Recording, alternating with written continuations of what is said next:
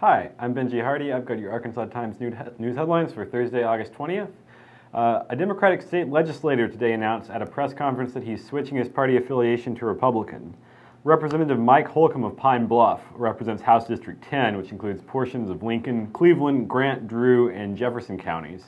At an event with Governor Asa Hutchinson today, Holcomb said he was joining the GOP because, quote, the conservative values they represent best align with my own personal beliefs and convictions.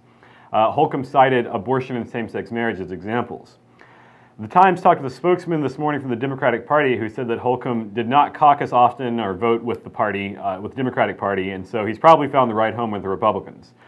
In 2014, Holcomb won his district as a Democrat with 58% of the vote. That was he's in his second term right now, and the Democratic Party spokesman said that Holcomb will likely have a Democratic opponent when he runs in 2016. Moving on the Arkansas blog, we continue our reporting about people who have been kicked off of Medicaid due to the Department of Human Services, despite seeming to meet income eligibility guidelines. On Tuesday this week, the governor insisted that the state was ready to resume its troubled income verification and renewal system for Medicaid beneficiaries, saying that DHS had cleared its processing backlog after he lifted a hiring freeze at the agency and authorized overtime pay. However, we've heard from multiple beneficiaries and their insurance brokers who say that some people eligible who were previously kicked off still have not yet been reinstated. It all depends on whatever you consider to be a backlog. It turns out the DHS is actually in the process of reinstating those folks. And now more income verification letters are set to be mailed out soon.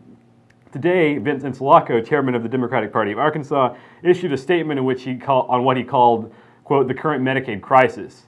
He said DHS officials should have planned ahead, given recipients a more reasonable response deadline, communicated clear instructions to comply with eligibility determination requests. Of course, the onus for a lot of that would be on the governor to issue the directives to do that.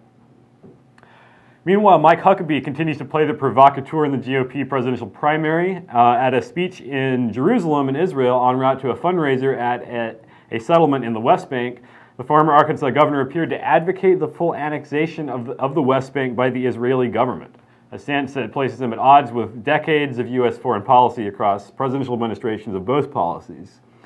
Huckabee said he prefers to call the West Bank Judea and Samaria, the biblical names for that region, and wouldn't give a straight answer about what would happen to the 2 million or so Palestinians that are living in the area if Israel were to annex the occupied territories. Huckabee also landed himself in a headline with a CNN interview in which he chided protesters in the Black Lives Matter movement by saying that Dr. Martin Luther King would be, quote, appalled by the notion that we're elevating some lives above others.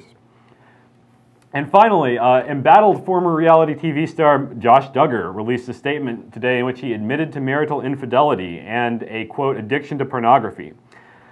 Duggar said he's been living what he called a double life and called himself, quote, the biggest hypocrite ever for espousing faith and family values while also being unfaithful to his wife. That news comes less than a day after the website Gawker reported that Josh Duggar was apparently a user of Ashley Madison, the online service for people looking to have extramarital affairs.